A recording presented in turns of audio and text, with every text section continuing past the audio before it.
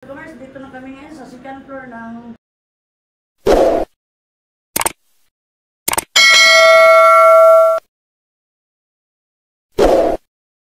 shipyard dito sa Batuan Bohol po. At ito, napakaraming mga souvenirs nila dito at iba't ibang klase po. May mga necklace, may mga earrings, may ring, may mga ano po, pang ano sa ref. Dikit. At ito po ang may-ari, si Captain Gaudencio Dumampias po. Ito po ang may-ari ng shipyard na ito.